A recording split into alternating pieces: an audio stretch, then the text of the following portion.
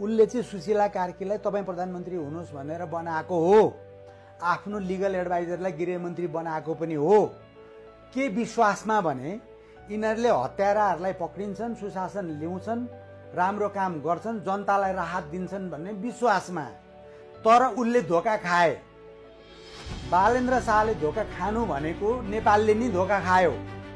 मेरो हिसाबमा बालेन्द्र शाहको बारेमा क्लियरली भनिदिन्छु। बालेन्द्र शाह जुन बेला इन्डियाले लिम्पियाधुरा लिपुलले कालापानी हाम्रो हो भनेर भारतमा नक्सा टाँसेको थियो नि, संसदमा उनीहरूले नक्सा टाँसे, त्यसलाई काउन्टर दिँदै नेपाल ग्रेटर नेपालको नक्सा टाँस्न सक्ने हिम्मतिलो छोरो बालेन्द्र शाह आफ्नै कार्यकक्षमा इन्डियालाई टक्कर दिएको हो। त्यो भनेको त्यो अरू कसैले गर्न सकेको थिएनन्। पुरै आफ्नो म्याप राखे र सबै इन्डियनहरू रिसाएका थिए। इन्डियन सरकार रिसाएको थियो बालेन्द्र शाहसँग, यो चाहिँ भारत विरोधी रहेछ भनेर। त्यस्तै गरेर एकचोटि चाइनाले पनि त्यो इन्क्लुड गरेर गरेको नक्सा गर्दाखेरि भिजिटै क्यान्सल गरिदिए चाइनाको।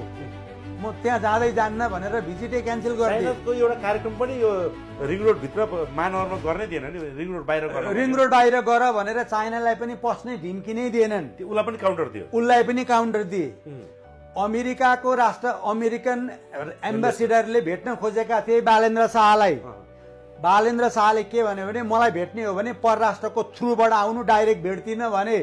भन्नुको मतलब अमेरिकालाई पनि काउन्टर दिए। भनेपछि बालेन्द्र शाह कसरी चाहिँ एजेन्ट भए?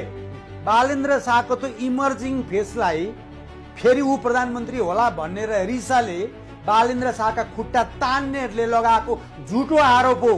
सच्चा कोही छ भने बालेन्द्र शाह मात्रै हो।